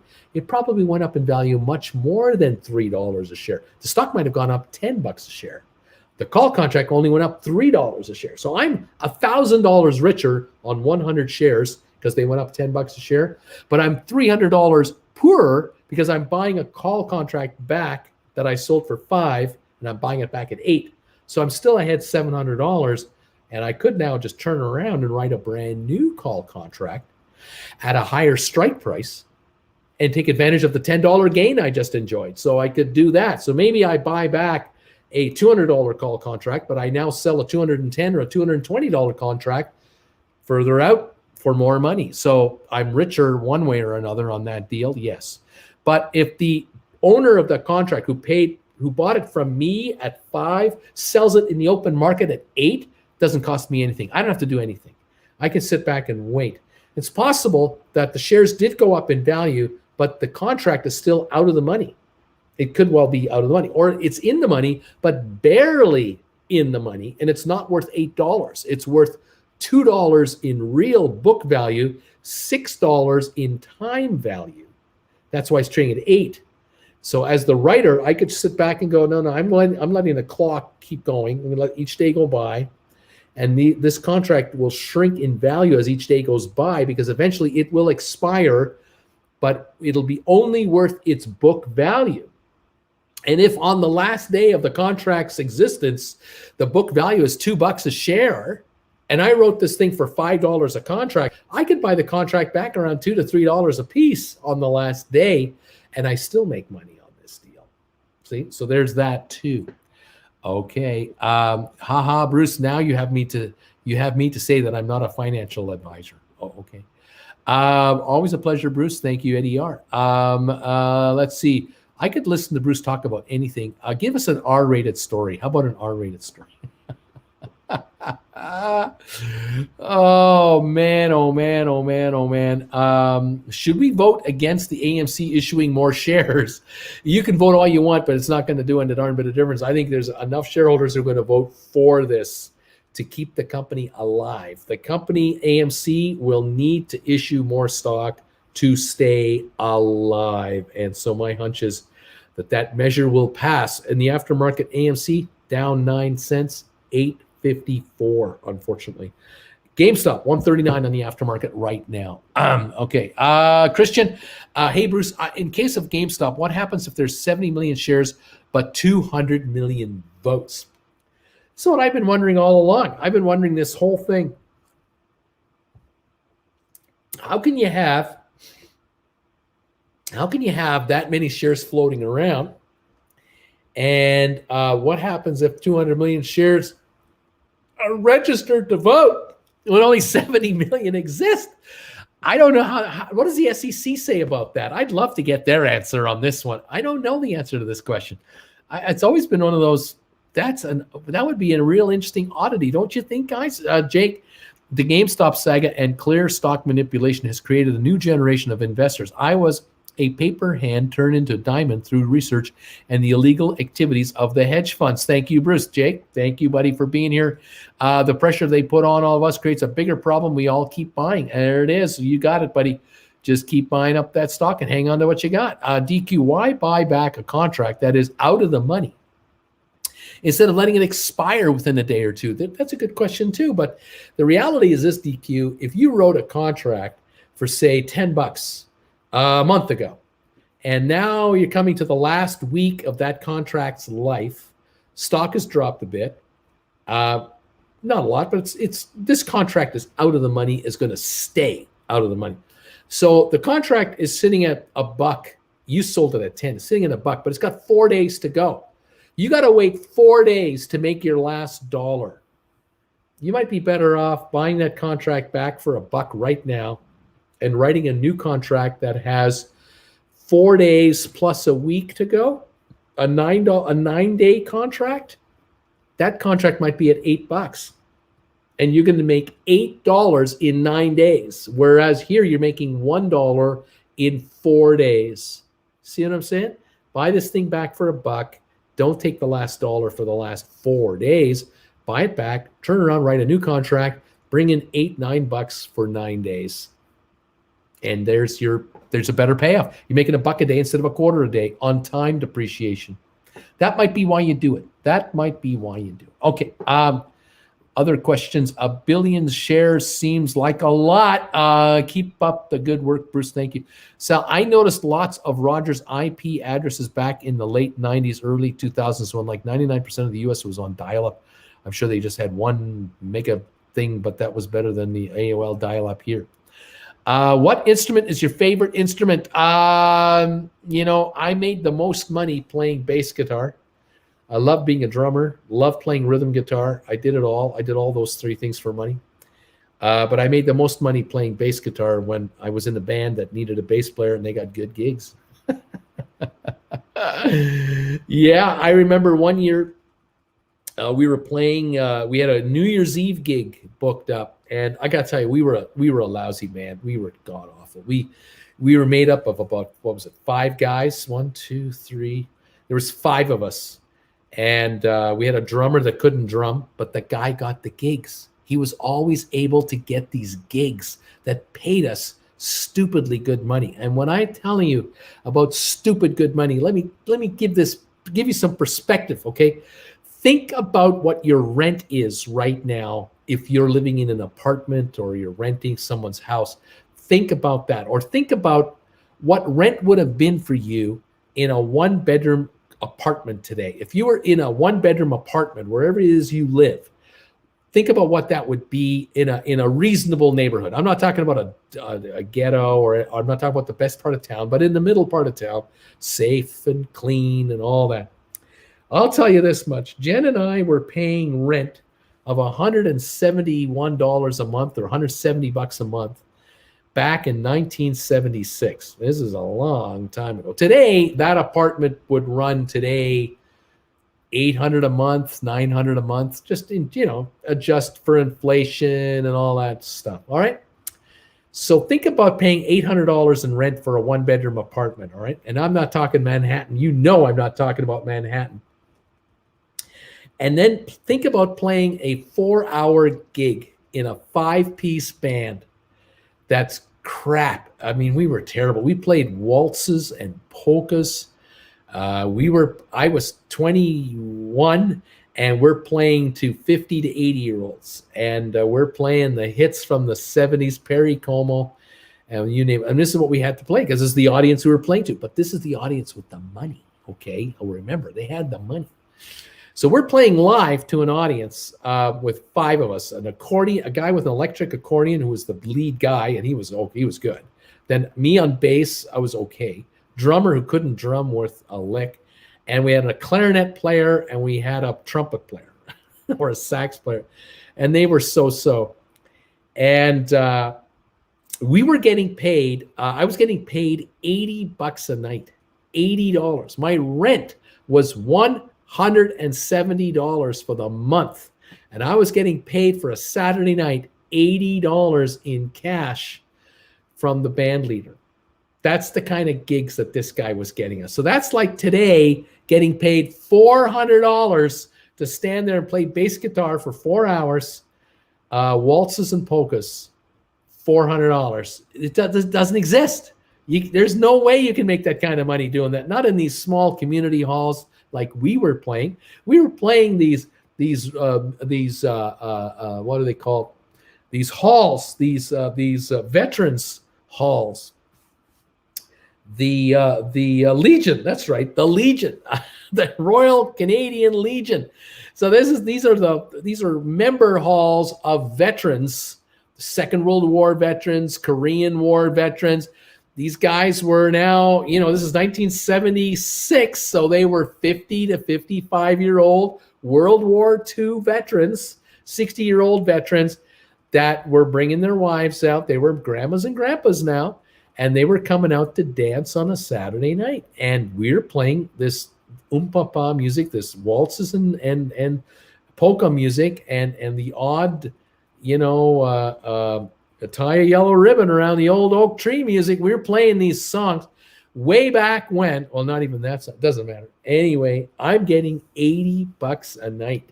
And then at Oktoberfest time, this drummer of ours who could not play drums very well. He was better off. He would have been better off as a manager, but he found a way to get gigs. I don't know how he did it. But he got us these gigs. Anyway, during Oktoberfest, we would get 10 nights in a row in a beer hall where there were 2,000 people. 2,000. And we were the second band. There would be 2 bands. We'd be playing for 45 minutes. Then another band would play for 45 minutes. And then we played for 45 minutes, and they would play for 45 minutes. And we did this for 10 straight nights. And I was getting $200 a night in cash every night. $200 to stand there and play this bass guitar. And we'd be there for 6 hours or something like that, because we had this on-off thing. Unbelievable. $170 for rent. $200 a night playing boom, boom, boom, boom, boom. Unbelievable. That was good money. Those are my college days. And the Oktoberfest, $2,000 would come in, $2,000 in 10 days. And I would take the week off from school. I wouldn't go to college that week because I'm doing this stuff. And then I'd be back the next week and I'd be exhausted, but I'd be rich. $2,000 in 1976. That's like getting today. Think about that. You're getting 1 1/3 of your rent. So you're getting $1,000 a night for 10 straight nights. You're getting $10,000 for 10 days playing umpapa music today. Think about that, getting that in cash in your hand, no deductions. Oh, life was good. Life was so good way back when. Oh my gosh. Yeah, that was the kind of gigs that he would get us. Unbelievable. It was just insanity. I have a story for you that I'll tell you too about this band. I went to Calgary with Jennifer for the very first time to visit her folks and her relatives. This is the 6 months after we've been together, and it's halfway through the school year, and we're going out for Christmas, and we had to leave on December the 30th. We had to get out to come back to Toronto, so I could get back to Kitchener, so that Jen and I could get in the car on January the 31st, New Year's Eve, to drive to a place called I think it was called Port Hope, Ontario. It was on the shore of Lake Erie, if I recall. And we had a New Year's Eve gig that we were booked for. And I had to get back for this one night gig because it paid $450 that night to me. We each got $450 cash to play New Year's Eve. That was always the big night of the year because every musician would really rather not play New Year's Eve, rather drink and dance. But those of us, there were so many gigs, so many New Year's Eve gigs available. There weren't enough musicians. And so you had to outbid other halls to get the bands. And our guy, Billy, our drummer, got this gig for $450 each. He brought in $2,500 for these 5 bums, of which I was one, to get up there and sing and play these dang polkas and waltzes. $450. I remember the flight, round trip flight for Jennifer and I in 1976, the Christmas of 76. I think we paid $200, like $220 for both tickets, round trip, because we were going on what at that time was still known as the student discount. So we were still getting the under 20, well, the 21 or 22 and under rate. And so for $220, we flew to Calgary and back, and I made $450 New Year's Eve. My future father-in-law was saying, "You got to go back. Oh, you got to do that gig." He was envious. He was so proud of his daughter and this new boyfriend who is so entrepreneurial, going, "You got to go back for that gig." Oh yeah, $450. Oh God, you got to do it. So sure enough, yeah, we were back for that gig, pulled in $450, and we got free drinks, and we got dinner. We didn't have to pay for anything. It was just, of course, I didn't drink there because I was driving home at the end of the night. We had to drive like 80 miles to get back at 2 in the darn morning. We got home at 3 in the morning from the gig. And of course, New Year's Day, I would sleep in, and so would Jen. And then in the afternoon, latter part of the afternoon, we would have gotten up, had a bite to eat, had coffee, got showered up, all cleaned up. And where did we go? I went to my mom and dad's place for New Year's Day dinner and hanging out to tell them how the trip went from the Calgary visit. Those are the good old days. Oh my gosh. Yeah, that's how we did it. But my drummer, he was a master at getting really good paying gigs. Just to give you an idea what a normal gig would be, you'd be lucky to get $40. $40 for a 4-hour gig that you had to drive to. Sometimes we drove for 30 minutes from home to get to a gig, set up all your equipment, play for 4 hours, and you had to pay for your own drinks. And if you wanted a hot dog, they were $3. You had to pay for that. So you spent $10 of your own money in gas, couple of drinks, a bite to eat, get back home. You only cleared $30, and you're giving up 6 hours of your life. I mean, it's an hour before the gig, the 4 hours of the gig, an hour after the gig to get back home. 6 hours, you're netting out $30. It's still good money when you're paying $170 in rent. That's still okay money. It's 20% of your month's rent. Today, you're paying $800. That's $160 today, net, But Willie didn't get those gigs. No, Willie got us $80 a night. He got us $60 a night. He got us more than $80 a night, typically, on a gig like that, because he would sell it to these folks. Hey, we got to drive up here from wherever we're at. That's an hour up and an hour back. Plus we got to play for you people. That's 6-7 hours of our lives, and we all have families, and so he'd get the money. He was just he's a master shitty band negotiator. Because they didn't get great value for their money, although they loved us. It was unbelievable. We'd start a typical Saturday night dance at a Legion Hall. The first thing you do is you play the national anthem. Everybody stands up and sings the national anthem. After all, you're in a legion of former warriors. I mean, come on.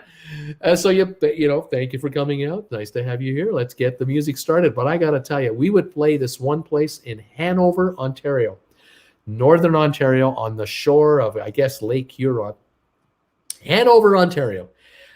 Very well-to-do community and full of wonderful people. And we would play this. This Legion Hall probably every second month. Every 2 months, we'd be up there. 6 times a year, we'd be up there.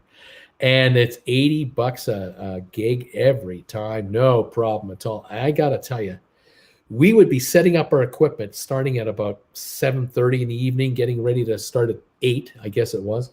Or was it 9? I think we played 8 till midnight or something like that.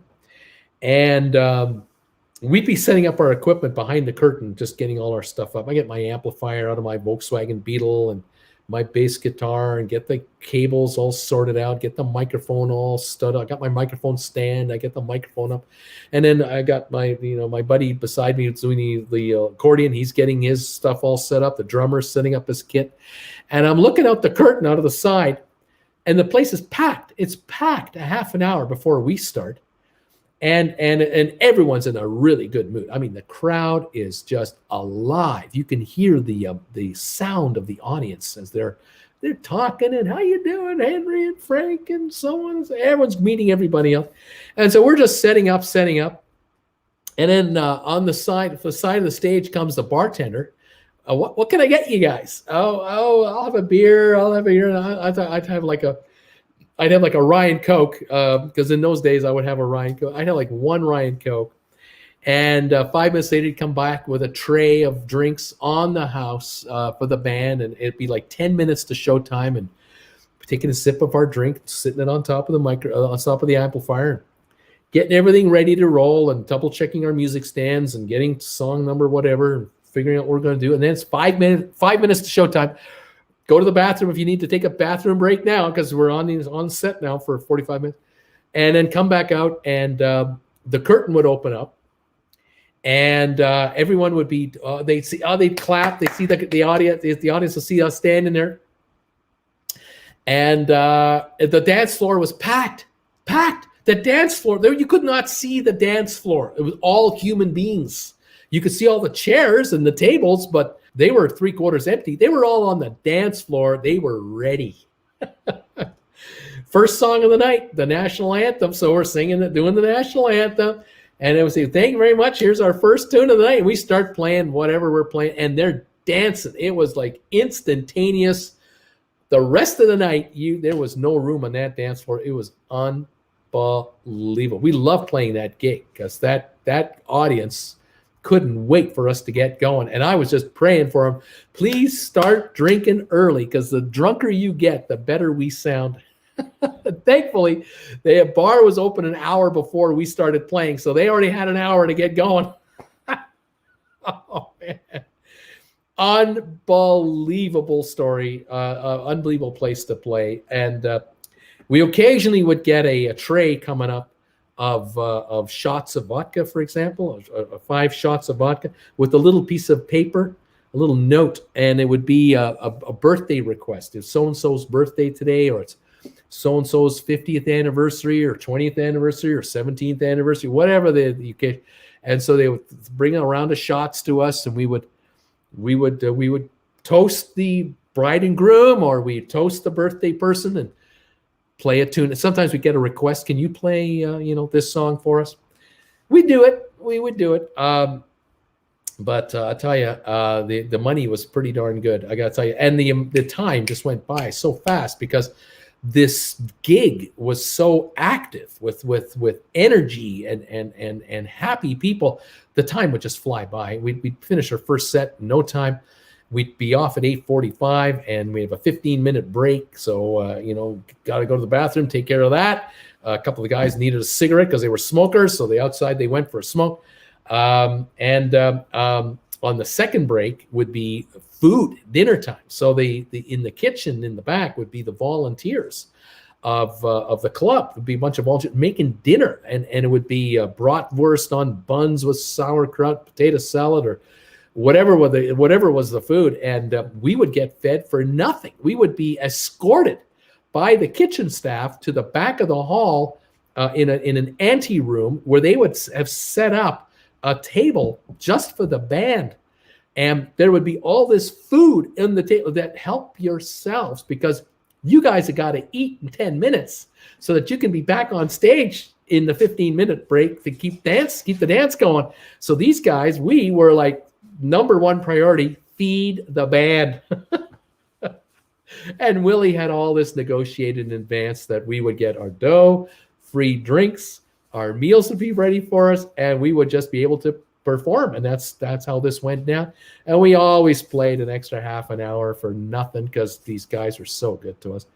But when you're age 21, you had the energy to do that. You went to school all week long. I worked at my dad's music store part-time on Friday nights, all day Saturday in my dad's music store. Saturday night, drive to Hanover with Jennifer in the VW Beetle, perform for the 4, 5, 6 hours, get home at 2:30 in the morning, crash, and then the next day would be head over to my parents' place and visit with them and have a sauna and relax. And then Monday morning, boom, right back at it, back to work. Jennifer's working. I'm going to school all day long and driving to school, doing the school, coming back.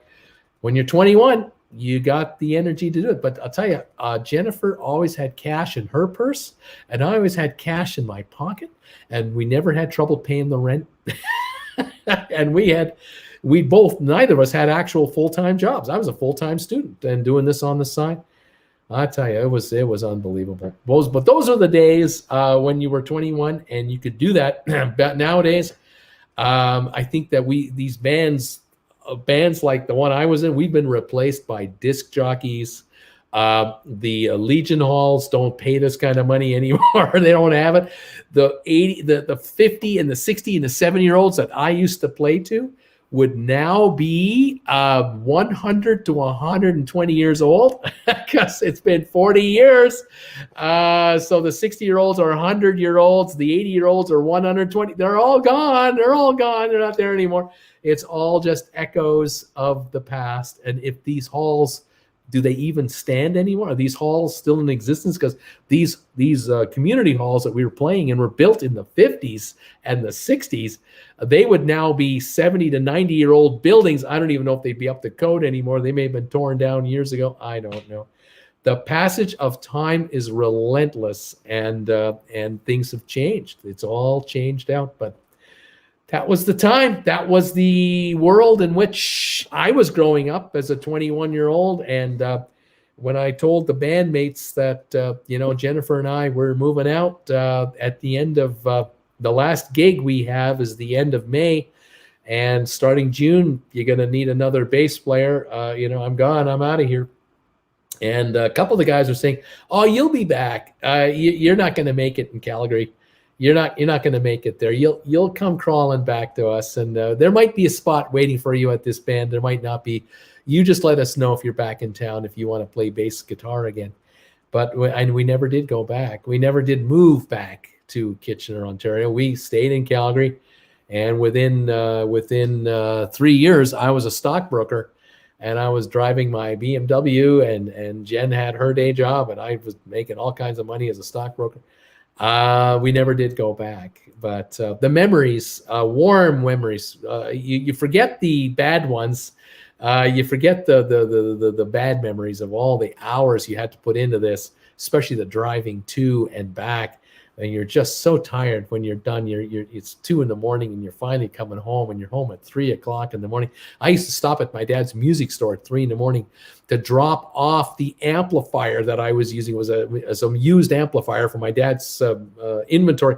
I would drop that thing off knowing that if I don't drop it off now, I have to come back here on Sunday to do it during the day. And I thought, no, get this done now. So I would get that at the back of the music store at 3:15 in the morning and unlock the door and get the amplifier, lug it into the store and put it down, and then come back, lock up the store and go into my car, and now have the relief of knowing that I can go home now to the apartment with Jen, and all I got to do is lug my bass guitar into the apartment with the microphone and the microphone stand, and that's all I got to worry about. The Volkswagen is empty. No one will steal anything from the Volkswagen, and I can sleep the night away, or what's left of it, and into tomorrow morning and unwind. Those are the concerns of a 21-year-old musician going into 1977. But by 77, we ended up in Calgary, and that was the end of the era of me playing music professionally. I made much more money now in my day job than playing oompa music on the side. And in Calgary, you could make money playing polkas and waltzes, but you made your real money playing country music, and I didn't want to play country music as a gig. It just wasn't my style. I had the oompa music as part of my heritage growing up, being a son of immigrants from Europe. Yep, sure, that music was all over the house, of course. But once I was in Calgary, I was quite happy just to do my day job and sleep in on the weekends and have a regular life. Take Jen out on a Friday night to a show, or a Saturday night, go visit some friends, or whatever we were doing, or visit her parents at her parents' place, and not worry about the musical gig anymore. So I don't miss it. I never really missed it anymore. It wasn't something that I was yearning to do again. I never had that drive to want to go back to being a musician. Even as a fun thing to do, it just did not enough drive to want to do that.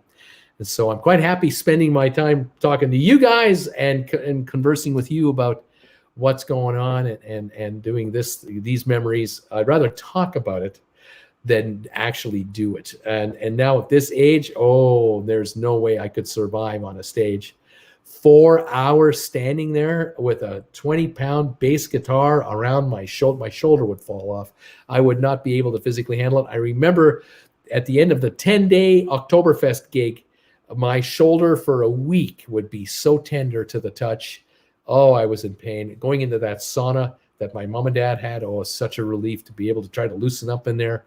But I needed to just leave it alone for a while, to just give it a rest, because I was not used to being a full-timer in that regard. I so respect any of these young guys who were rock and roll wannabe musicians, and they were playing 6 nights a week, 5 nights a week at these bars and these hangouts to try to make a living and try to make it as rock and roll musicians, touring in the school buses or whatever they had, from town to town or community to community, living in hotels on the road. Oh my gosh, I never had to do that. I never had to be a musician in a hotel scenario.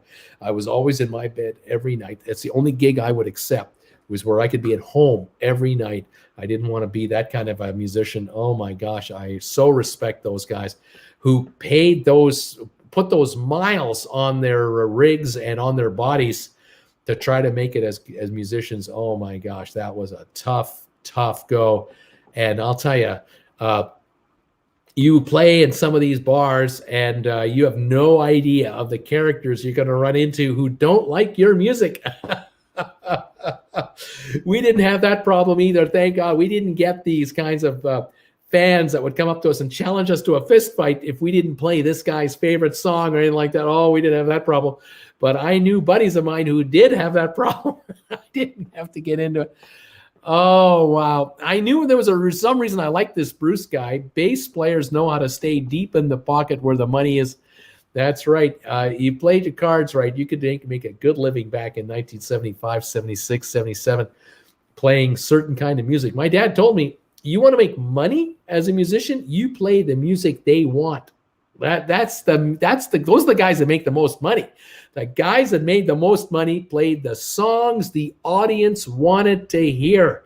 They don't want to hear your ballad. They don't want to hear your life story. They don't want to hear your rock and roll song. They want to hear what they hear on the radio, or it's mom and dad who are the ones who are paying the money. It's those 40 to 80-year-olds who've got the cash because they're the ones working in their careers. They're the ones who own businesses.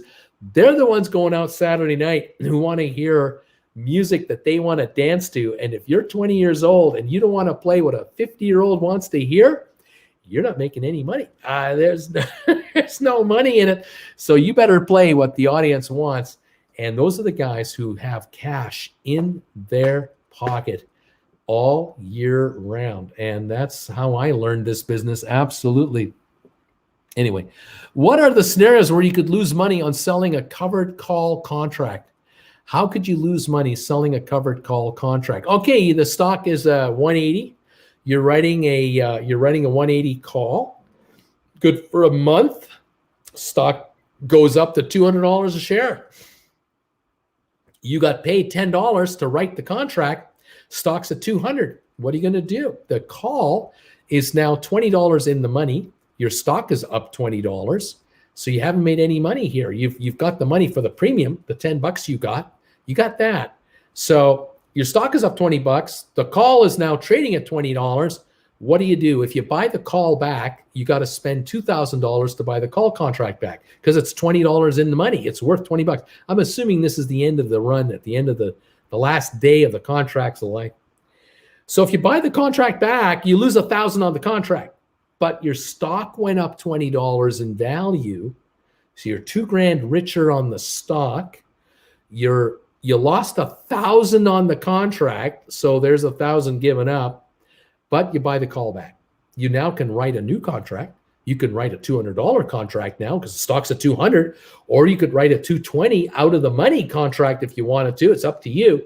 That's how you can lose money because the stock went up, but you didn't make the full gain. Had you written a $200 call contract when the stock was trading at $180, you might have only brought in $5 on the contract. But when the stock went up to $200 a share at the very end of this contract's life, the contract is worth zero because it's at the money. It has no value. It is not in the money. It's only at the money, and it might be worth 25 cents on the open market up until the last minute of the day. So you can let it die worthless, or you can buy it back for a quarter if you want, or buy it back the day before for maybe 50 cents. So you cash in on all the gain on that contract. At the same time, the stock was at $180 when you wrote the contract. Stock is now at $200 at the end of the contract's life, and you're not getting called on your stock. You've made $2,000 on your stock, and you made $450 on the contract if you bought it back for 50 cents. You've made $2,450 being an option writer from a gain on the stock value and a depreciation of the contract value.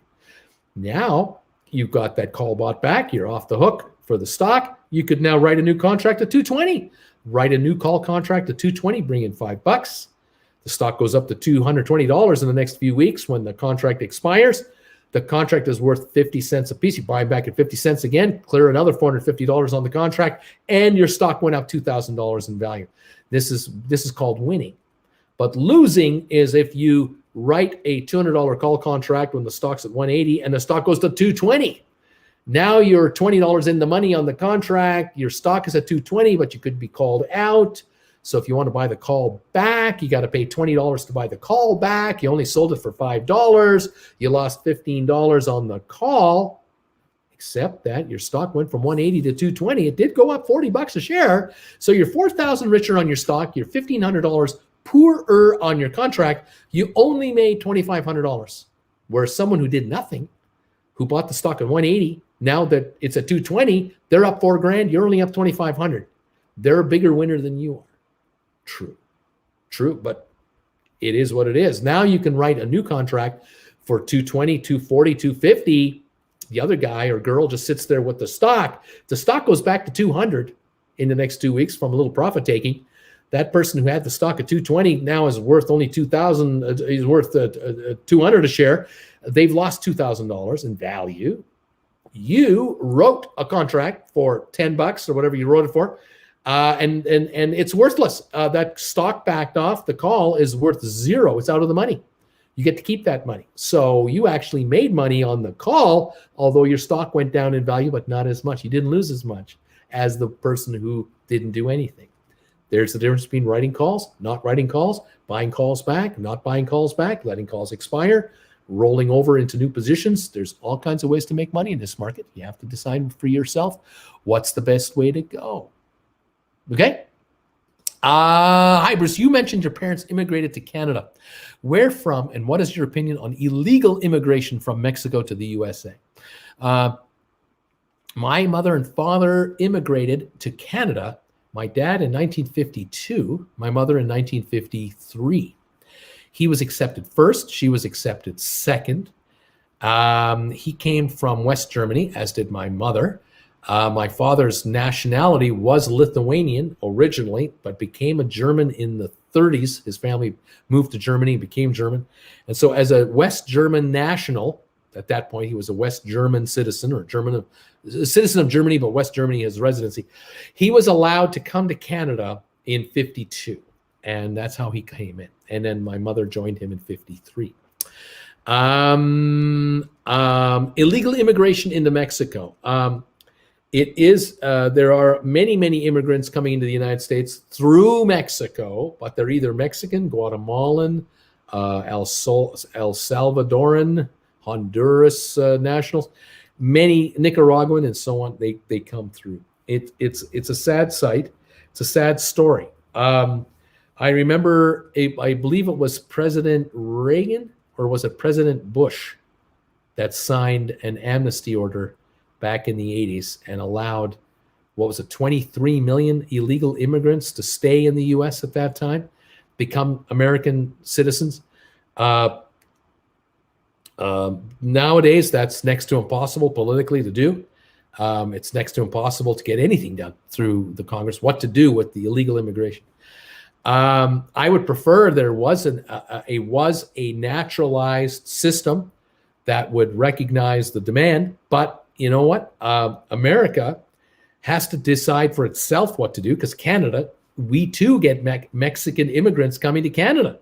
They show up at the Canadian border and they'll cross illegally into Canada through illegal border places, through, between border places, and then get arrested, and then they look to stay here under, whatever way they can. So Canada has the same issue. Canada and the US would be better off to attempt to help countries south of the US border to help the economics down there to a degree to keep people from wanting to leave. I can imagine that 99% of people who are leaving Honduras or Guatemala don't actually want to leave.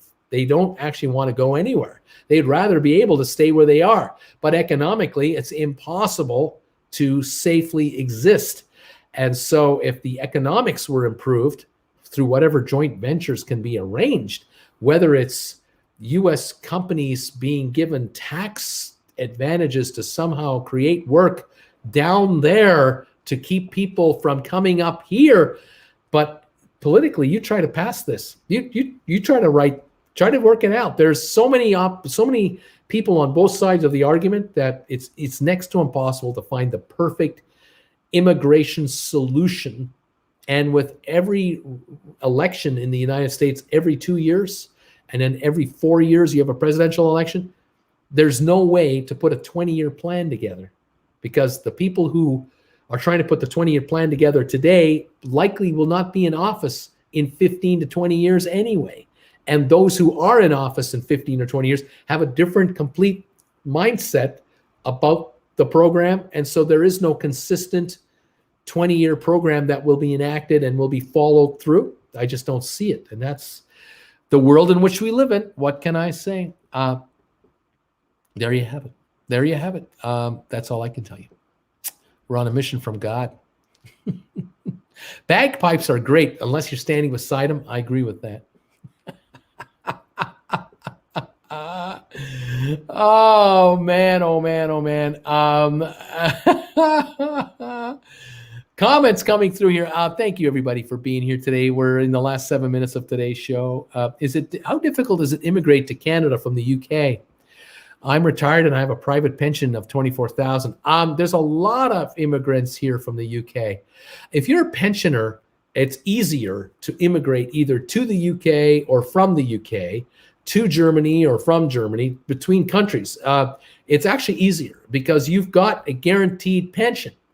And if you've got a guaranteed pension and you have the, let's say, any other assets that you can live off of, you might get in quite easily.